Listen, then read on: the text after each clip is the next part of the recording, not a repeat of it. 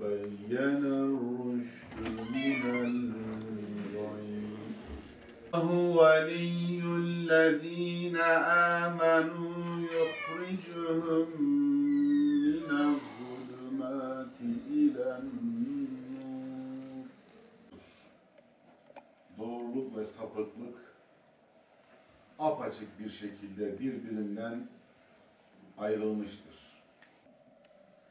İnkar edenlerin, kafirlerin dostu da, yardakçısı da, yardımcısı da tağuttur.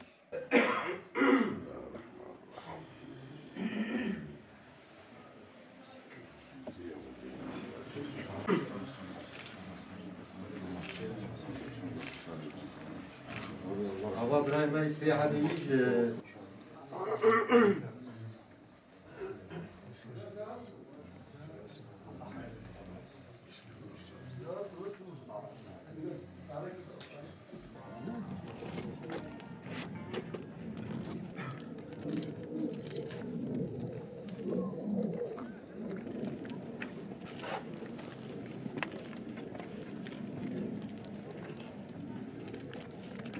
Tamam çekiyorum.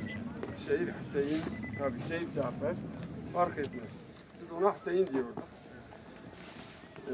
Zaten gencecik ya, 16-17 yaşlarında. Müslüman bir ailenin çocuğu. Annesi, babası zamanında yani İslami cemaat içerisinde mücadele ede büyümüş insanlardır. Öyle bir ailenin çocuğu. İşte o öğrenci, işte malumunuz hepiniz biliyorsunuz. Gitmiş orada, Allah bırakmasın, şehit edildi.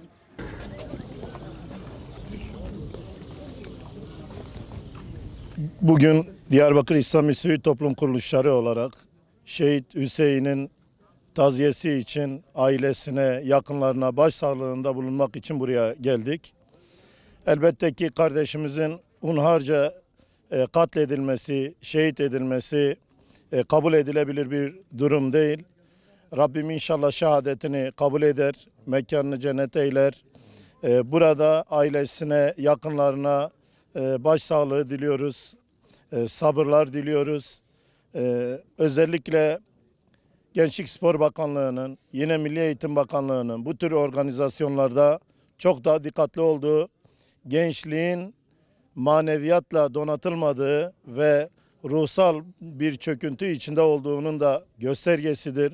Dolayısıyla bu konuyla ilgili faili olan tüm öğretmenlerin, çalışanların, oradaki bütün herkesin kimin sorumluluğu varsa yargı önünde mutlaka hesabının verilmesi gerektiği kanaatindeyiz.